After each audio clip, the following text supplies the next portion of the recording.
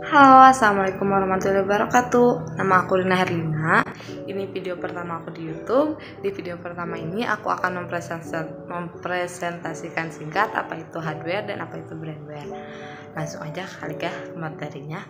Hardware adalah semua perangkat fisik komputer yang dibedakan berdasarkan data yang ada di dalamnya, dan juga perangkat lunak yang menyediakan instruksi-instruksi untuk perangkat keras menyelesaikan tugasnya. Lalu apa sih itu brandware? Brandware adalah orang yang menggunakan, memakai, ataupun mengoperasikan sistem komputer. Di sini kita paham dulu ya, apa itu brandware dan apa itu hardware. Lalu apa sih fungsi-fungsi dari itu hardware dan brandware? Fungsi dari hardware adalah memberi output, menerima input, menyimpan dan mengolah data dan informasi. Lalu fungsi dari brandware adalah mengoperasikan dan mengatur sistem yang ada di dalam komputer. Tapi sebelum jauh-jauh kita harus paham dulu tuh apa itu output dan input. Output adalah data yang berupa file ataupun cetakan yang dihasilkan dari proses input.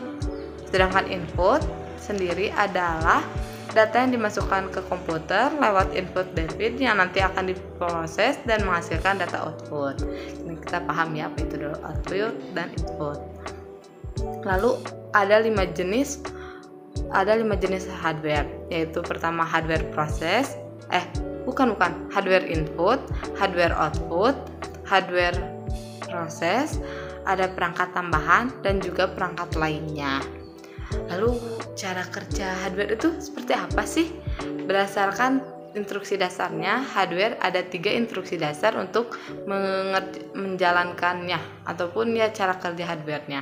Ada 1 instruksi dasar proses, instruksi dasar input, dan instruksi dasar output.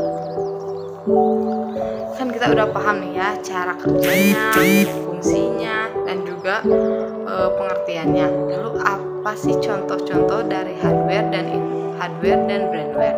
Contoh dari hardware adalah mainboard, CPU, hard disk ataupun RAM dan lain-lainnya. Lalu contoh dari brandware yaitu seperti programmer, operator komputer, dan juga project manager. Dari sini kita paham ya sedikit mengenai hardware dan brandware. Untuk lebih jelasnya kalian bisa pelajari lebih lanjut. Semoga materi yang saya sampaikan bermanfaat untuk saya dan untuk kalian. Sekian dari video singkat saya. Saya pamit dulu, jangan lupa di like ya.